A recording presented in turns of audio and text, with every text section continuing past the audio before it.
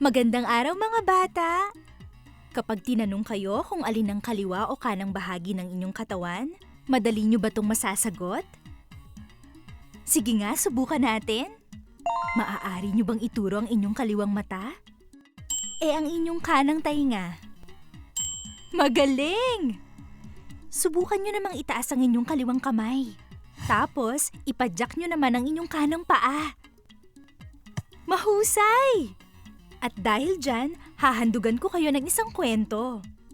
Ito ay tungkol sa magkapatid na tsinelas, si kaliwa at si kanan, na isinulat ni Rosel Molina at iginuhit ni Ibarra Crisostomo. Hali kayo, tunghayan natin ang kanilang kwento. Ako si kaliwa, kapatid ko si kanan. Hinubog kami mula sa iisang goma. Iisa ang aming itsura. Magkasing gaan, magkasing laki. Ako si kanan, kapatid ko si kaliwa. Sabay kaming binili ng nanay ni Carlo sa Divisoria. Iisa ang aming forma, magkakulay, magkasing tibay. Maghapon ay nag-uunahan kami ni kanan. Ako ang laging nauuna, kaya ako ang paborito ni Carlo. Sa tumbang preso, ako ang bida niyang pamato. Maghapon ay nagiiwanan kami ni kaliwa. Ako ay hindi nahuhuli, kaya ako ang paborito ni Carlo. Sa karera sa sapa, ako ang bangkang pambato. Ako si kaliwa. Sa akin nakatali ang lubid ng kanyang saranggola. Ako si kanan, sa akin umaasa kapag namumukol ng mangga. Mga bata, nakita natin na palaging ang kasama ni Carlo ang kanyang tsinelas na sina kaliwa at kanan. Saan nga ulit ginagamit ni Carlo si kaliwa? Si kaliwa po ang pamato sa tumbang preso. Sa kanya din po itinatali ang saranggola ni Carlo. Magaling mga bata! Saan naman ginagamit ni Carlo si kanan? Si kanan po ang ginagamit na bangka sa sapa. Siya din po ang ginagamit na pampukol ng mangga. Tama! Pareho palang nagagamit ni Carlo sina kanan at kaliwa. Sino naman kaya sa dalawa ang paborito niya? Pakinggan natin sila. Ako!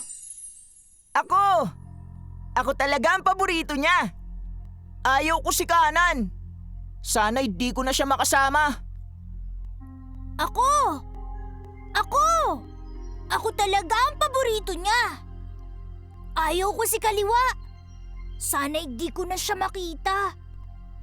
Naku! Ano nang nangyayari sa magkapatid? Bakit parang hindi sila magkasundo? Oo nga po, nagtatalo sina kaliwa at kanan kung sino sa kanila ang paborito ni Carlo. At ang malungkot pa po, ayaw na nilang makita ang isa't isa. Sa palagay nyo, tama ba ito? Tunghayan natin ang magaganap pagkatapos ng kanilang pagtatalo. Isang umaga, pagkagising ko, ay narinig ko si Carlo. Nay, nakita po ba ninyo yung kanang tsinelas ko? Nawala na si kanan sa tabi ko. Tuwang-tuwa ako. Nakita ko si Carlo na paikot-ikot sa kwarto. Pinuntahan ng bawat sulok, silong at kanto. Maghapong hinanap niya si kanan. Maghapong hindi niya ako isinuot. Maghapong hindi niya ako dinampot. Hindi kami naglaro ng tumbang preso. Mali pala ako. Si kanan pala ang kanyang paborito. At pagdating ng gabi, isinilid pa niya ako sa aparador ng mga pinaglumaang sapatos. Bakit ka nandito? Ang tanong ng matandang bota.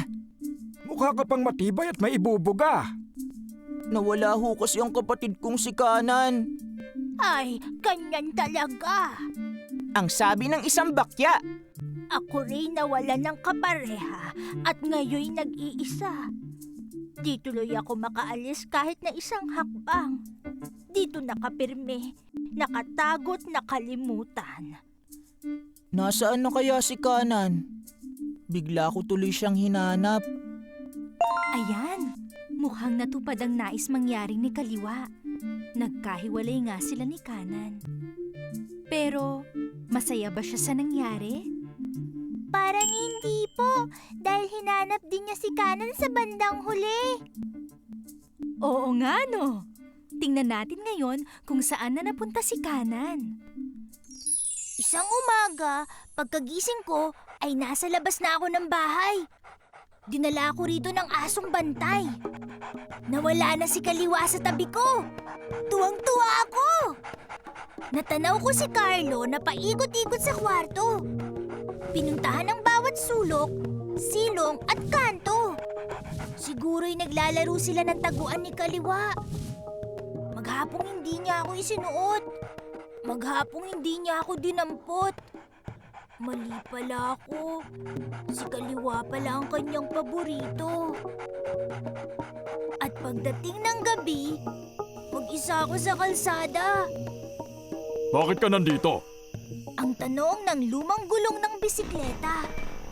Mukha ka pang matibay at may ibubuga. Nahiwalay ho kasi ako sa kapatid kong si Kaliwa. Ay, ganyan talaga. Ang sabi niya, Ako rin nawala ng kapareha at ngayon nag-iisa. Di tuloy makalayo kahit isang tipa. Dito nakapirme, naiwan at nakalimutan. nasa na kaya si Kaliwa? Bigla ko tuloy siyang hinahanap. At yun nga ang nangyari kay Kanan. Sa palagay ninyo, naging masaya ba siya sa paghihiwalay nila ni Kaliwa?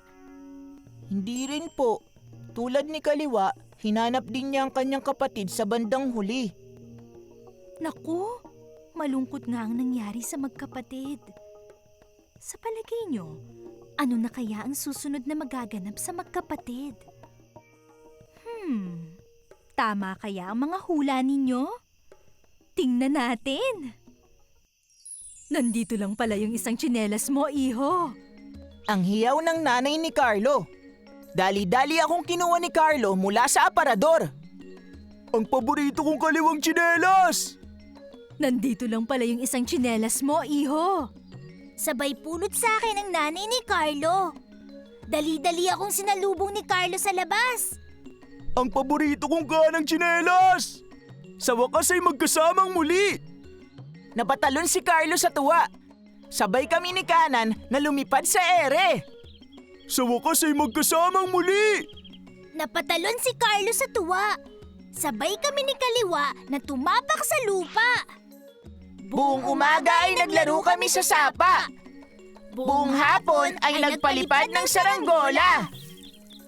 Sabay kaming naglaro ng tumbang preso. Sabay kaming namukol ng mangga sa kanto. Sa tuwing hahakbang, kami naghihintayan. Siya si Kanan. Saan man magpunta, magkasama kaming dalawa. Sa tuwing tumatakbo, walang iwanan. Siya si Kaliwa. Saan man magpunta, magkasama kaming dalawa. Ayan, sa wakas ay nagkasundo na rin ang magkapatid. Oo nga po. Dahil napatunayan nila na hindi maaaring mabuhay ang isa na wala ang isa pa. Hindi po kaya ni Kaliwa na mawala si Kanan. At hindi rin kaya ni Kanan na mawala sa kanyang buhay si Kaliwa. Tama kayo mga bata. Sa palagay nyo, maaari kayang mawala ang isang bahagi ng inyong katawan? Tingnan nga natin. Paano kaya kung wala ang inyong kanang mata? Ang inyong kaliwang tenga? Paano naman kaya kung mawala ang inyong kanang kamay? Maaari naman kayang mawala ang inyong kaliwang paa? Hindi po! Ang lahat po ng bahagi ng ating katawan ay ginawa na may kanya-kanyang layunin o dahilan. Lahat ng bahagi ay may naitutulong sa ating katawan. Kaya hindi po maaaring mawala ang kahit isa dito. Sadyang mahusay kayo mga bata. Kaya dapat ang bawat bahagi ng ating katawan, kaliwa man o kanan, ay minamahal natin at pinahahalagahan. Hanggang sa muli!